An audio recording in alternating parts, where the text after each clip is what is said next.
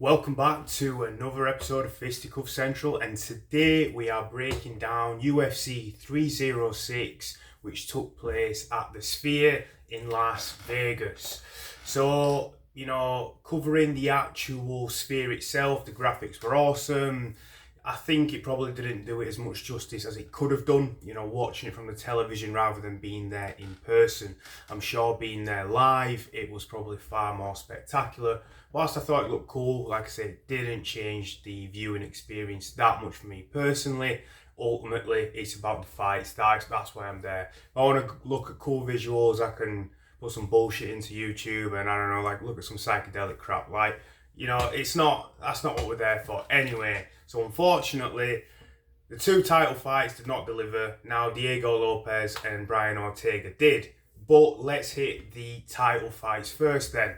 So first on the matchup, going from a chronological bottom, up to down, sorry, mixing that up, is Sean O'Malley versus Merab Dvalishvili. And this was just not a vintage Sean O'Malley performance. Unfortunately, he didn't really show up that night. I think that Merab did have a good game plan and he was relentless as he always is. But Sean just looked a little slow. It didn't really look as clean and crisp with his strikes. Bit of a stinker, to be honest. Not what I expected, not what the fans expected. And hopefully he comes back and is able to put another run together, because whatever you want to say about him, he's an entertaining and exciting fight to watch in the cage. Maybe you don't like his personality, his stupid hair. I completely get that. It's not everybody's cup of tea, but you can't deny that the guy's entertaining when it comes to his fighting style. And speaking of entertaining, something that Merab Dvalishvili isn't. He's got a very unentertaining fighting style. Reminds me of Bilal Muhammad. Forget the name, whatever the meme goes, because it's just a tough watch, unfortunately. I mean, it wasn't that bad. I think maybe I'm playing a little bit into the narrative, but it's not like he's just not doing anything to finish, Like, his strikes aren't that powerful, his ground and pounds isn't that powerful. Neither is his submission game. It really is just a control, pressure, and grind out your opponent with extreme conditioning. Don't get me wrong, the guy is a phenomenal athlete. He really is. But it's just not what I want to see as a fight fan, unfortunately. Maybe some wrestling fans out there or other people, maybe Georgian, I get it, that's your boy, support him, no hate at all, just not my cup of tea personally. So, where do the guys go from here? I think Sean O'Malley has to go towards Corey Sandhagen.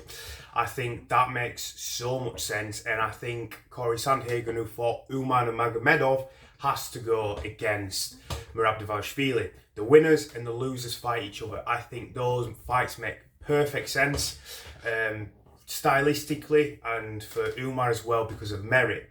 I think a lot of fight fans wanted to see Sean O'Malley versus Corey Sandhagen.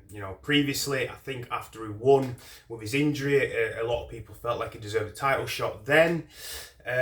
So yeah, I mean, those are the fights to make, regarding those guys.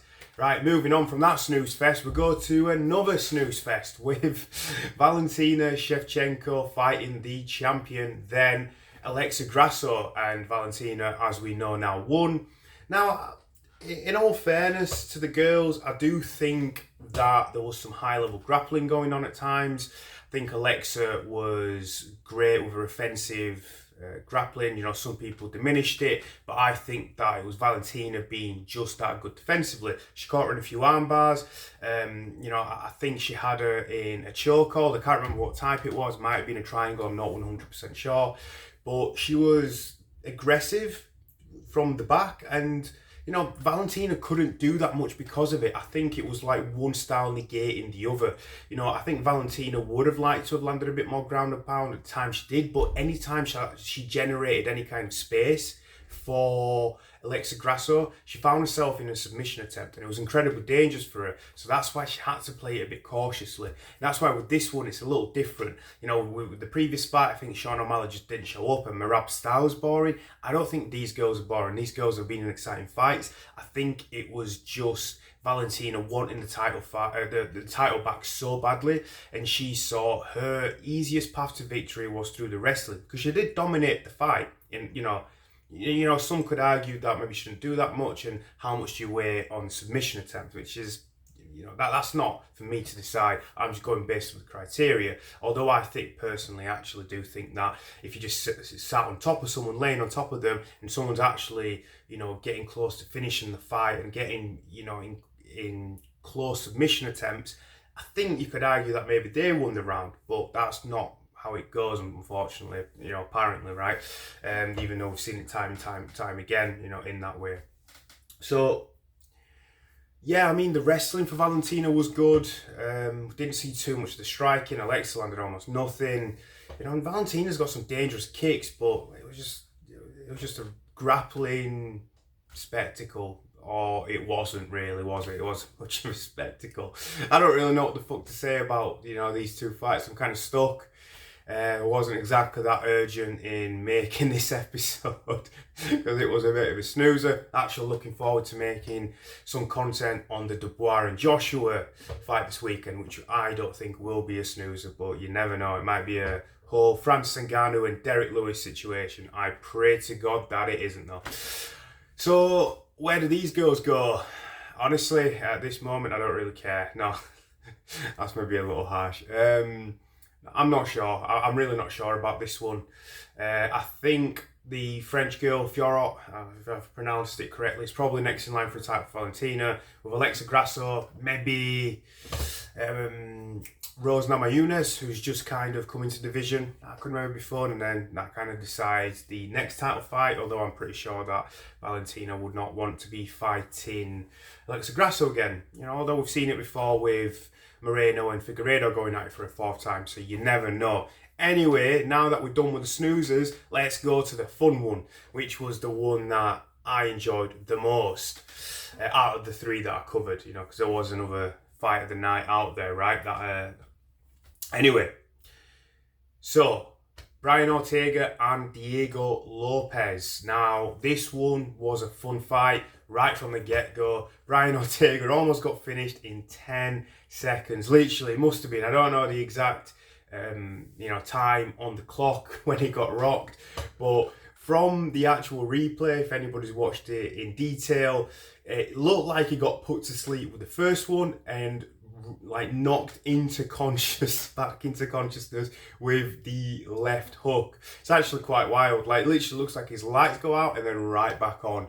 It was a fun one. They went at it from the get-go. You know, Diego Lopez got the better of the vast majority of the exchanges, did significantly more damage. You know, I think Brian Ortega does have a good amount of scar tissue, so I think, you know, that contributes to that. You know, he's got that kind of like Nate Diaz face, right, where he just opens up and he just bleeds all over the place. You know, Max Holloway probably contributed to that quite heavily, right? But he did land a few shots here and there, and I think at times did show some good boxing, but the ferocity, the aggressiveness, the relentless attitude of Diego Lopez is something to behold of, because that guy is an absolute animal. He's a dog. There was a moment where I think it was at the end of one of the rounds, I don't remember which one it was, where they were in a grappling exchange and he knew the round were going to end. He was like, right, I'm not going to sub him. He kind of just broke it up and started swinging like crazy at Brian, and I think he landed a couple of shots too. So, you know, hat off to both of those men. Brian for taking all that damage and persevering and still wanting to, you know, win the fight. You could see that he never really gave up on himself. And then you had Diego Lopez, who is just an up-and-coming star, you know, like something of an Alex Pereira type, where it's not necessarily his personality, it's the fighting style. Obviously, you know, the achievements of Alex Pereira are far greater. I'm not, you know, trying to say that what he's done is even close to being equal. I'm just saying that, you know, he's not an English speaker. He is very exciting, and that's his appeal to the fans. It's what he brings inside the octagon. And to be fair, you know, he's not dislikable either. He doesn't really seem to be too cocky, or, you know, there's nothing about Diego Lopes that like sticks out in a negative way about him, right? He just seems like a pretty cool dude, to be honest. And the fact that he actually went into Alexa Grasso's corner, which was the following fight on the card, shows that he's probably a very good teammate. He just won. He wasn't out there partying, he wasn't out there having fun and I don't know, doing God knows what. Immediately, he addressed his attention to his fellow teammate. So much respect from me from that. And that pretty much sums up the card. Actually, no, it doesn't, because I've had this an absolute stinker today. I'm sorry, guys. Where do the guys go from there? I think Lopez could actually push for a title fight. He could make a claim. I think that's absolutely fine by me. And Ortega needs to go somewhere lower in the rankings. I think him versus Calvin Kattar would be a fun matchup. Both really like the boxing. I think that could be a good boxing clinic. I think they go at a slightly slower pace and utilise more powerful punches. So I think they're actually in a way tailor-made for a great fight for one another, and I think it'd be a great contest. Right, so now I can wrap it up. And yeah, thank you very much for watching, guys. I'll be back soon with some content for the boxing this weekend, and I hope you have a great fucking evening, guys. Peace the fuck out.